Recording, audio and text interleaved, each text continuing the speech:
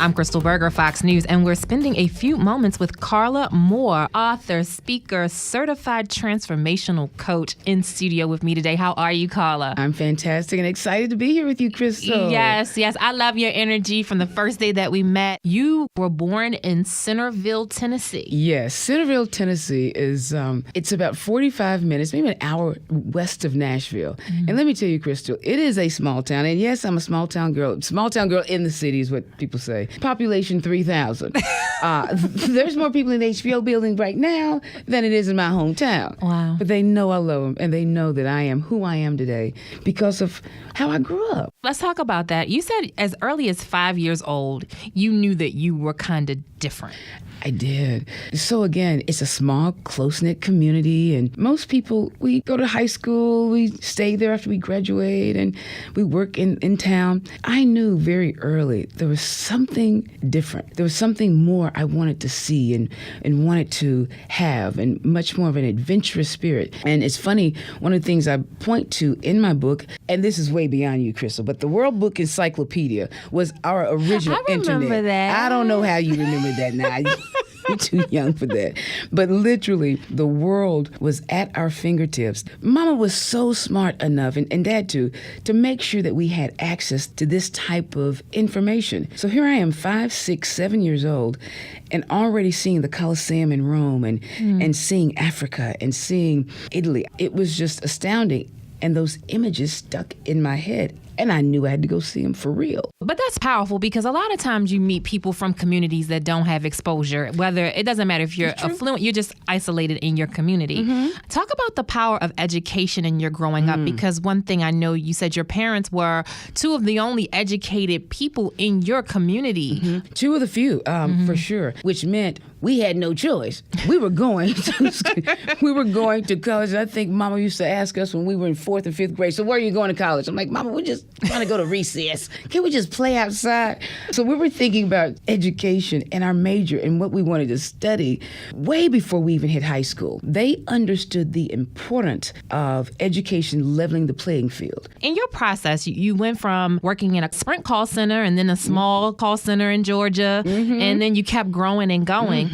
So I know that you hadn't had your crash moment just yet, but there was still something in you that was a driving force to accomplish goals. Yes. What was that? To your point, I had not even come into the awareness of even who I was and what I was here to do. I did know that I had a college degree, a good one. I was going back for my MBA, got that, and I knew I could move just on that alone. And I knew I had the goods to deliver on whatever would be required for any role, leadership role, supervisory role, manager role, or even just an independent contributor on a team. I knew that I could bring something to a team that mattered. I could contribute. I also knew once I got in the world, I find that sometimes I have more elevated ideas or I broaden or expand the conversation. And as a result, I knew that I could make a difference wherever I went. You're a woman, you're an African-American woman, and you're leading teams. Yes.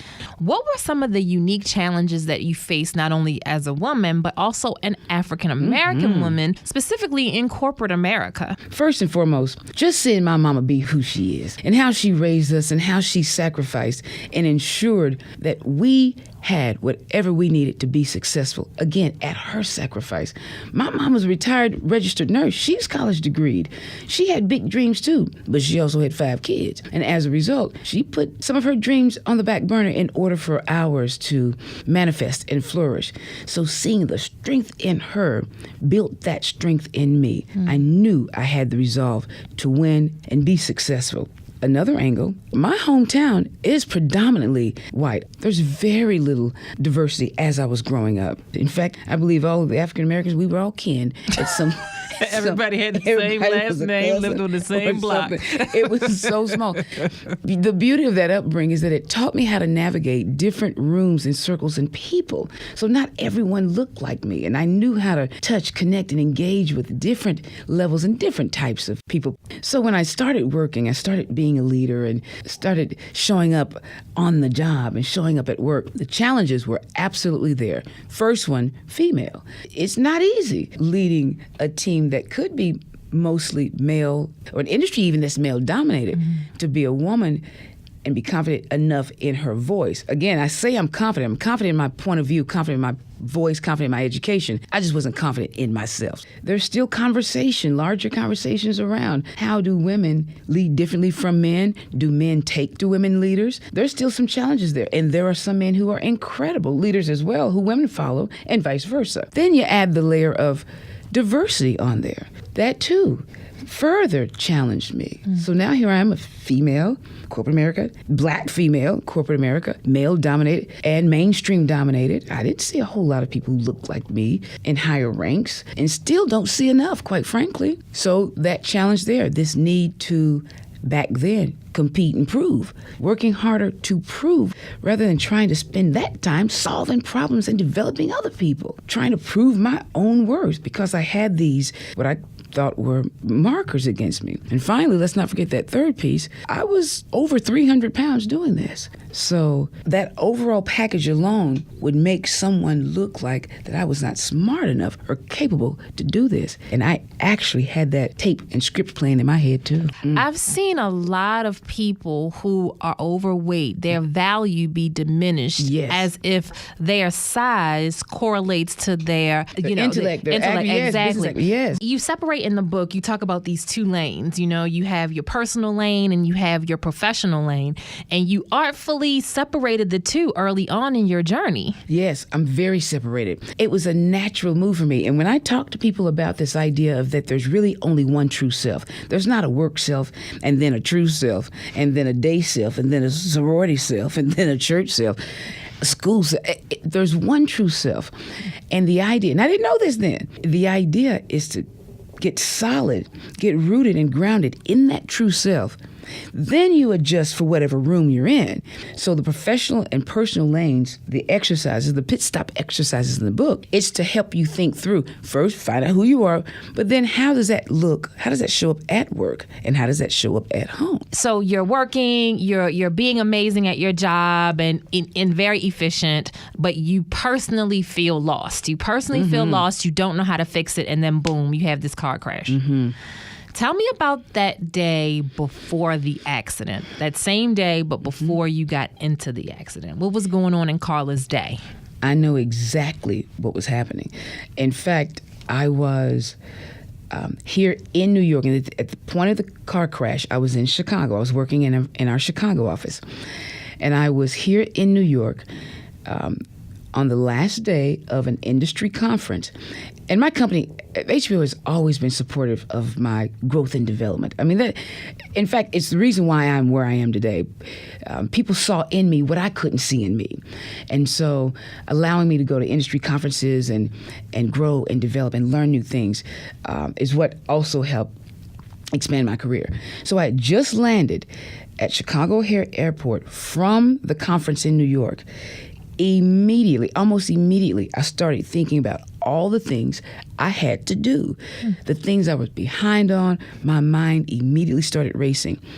Within minutes of leaving the airport, I had lost control of my car and crashed head-on into the concrete median, 55 miles an hour, no seatbelt, in a convertible. You talk about low self-love, low self-care. I was completely outside of myself. I didn't even have a sense of my own worth, that I'm driving like this with no seat, but not even caring for myself. And what had happened was that distraction behind 3 months on my expense report. My boss is coming in 2 weeks. We got a plan for that. I got 2 agendas I have to write. I mean, literally, I was looking straight ahead, but I was not there. You know, sometimes you're driving and you wonder how you even got home, but you're behind the wheel. That's what happened to me. And when I finally came to, all the cars had literally stopped. It was a sea of red lights, but I was still traveling at a high rate of speed. I didn't even realize the cars had stopped.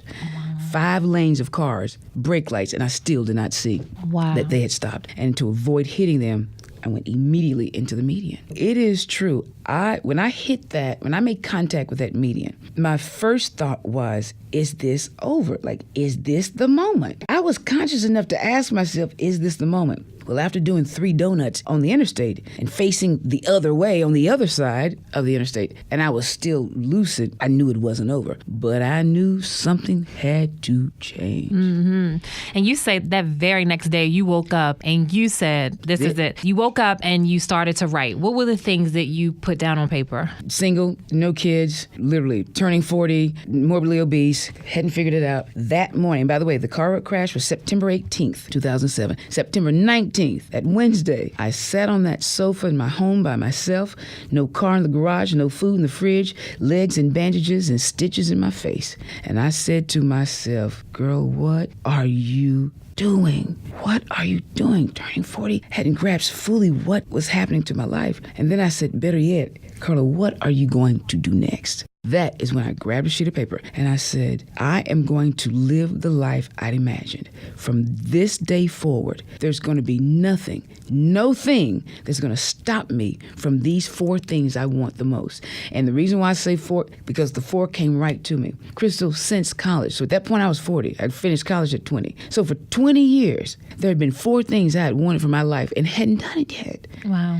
And I wrote those 4 things on the piece of paper that day. It was lose 100 pounds, run a 5K, reactivate my community service in my church, sorority, civic organizations, and see Rome. The same Rome that you saw in those encyclopedias. That's it. And it's exactly what I wrote about, literally. And 1 year from that date, I lost my first 100 pounds. I ran my first 5K. I reactivated all memberships in my organizations and spent 2 weeks in Italy. Oh, yes. Wow. On a solo vacation. In the book, what are some things that we can find that will help us on our journey to using our personal power to transform into these perfect, awesome leaders? That's a great question. So the book is called Crash, Leading Through the Wreckage, using personal power to transform your leadership and life. I didn't write and life, but it should be in life. And so, of course, there are car metaphors. You know, it was a car crash that inspired this transformation in my life. And so what we have throughout the book, and I mentioned it earlier, there are several things you're going to get out of this book. One, you're going to get and understand and believe that crash moments are actually transformations in disguise. When you hit those pivotal moments in your life, they can either take you down, they can make you fall, or they can actually be used to fuel the next pivot of your life. So crash moments can either fuel or help you fall. So you'll see that there's an opportunity there. 2, the resources, the tools and resources in this book that'll help you get back on your feet quickly are through my pit stop exercises. These are, now Crystal, these are moments in the book throughout the chapter. And I don't mean just at the end of a chapter. When there is an important point that I believe that if someone took a moment at this part of the book, this part of the text, to think through, that perhaps some answers and themes could emerge. So they're called pit stop exercises, and we're asking you. So it's sort of like, it's a hand manual. It's almost like a workbook. It is. We're asking you very pointed questions you may not have even asked yourself before. Some things like, what are things that you are doing for others that you're not even doing for yourself? And one quote that you say is one of your favorite quotes. What you seek is seeking you. Yes. And it really puts you in the driver's seat. Yes. How important is that self-awareness to getting where you're destined to go? It's critical. Back to that other favorite quote I have, choices shape destiny, puts you in the driver's seat. What you seek is seeking you, puts you in the driver's seat. Which means you have to be clear on you. You have to be clear on not just who you are, but what you want. Because if what you seek is seeking you, what if you don't know what you want? Then you'll be flailing. You'll end up with a 10, 15, 20-year career that could be steady, but not particularly meaningful. You could look up and you're 30 years, ready to get your gold watch, if they still do that, and wondering, what did all this even mean? This clarity and awareness and this level of personal enlightenment on you, who you are, what you're here to do, what you're in it for, gets you to your destiny. Thanks for your time. We've just spent a few moments with Carla Moore. I'm Crystal Berger, and this is Fox News.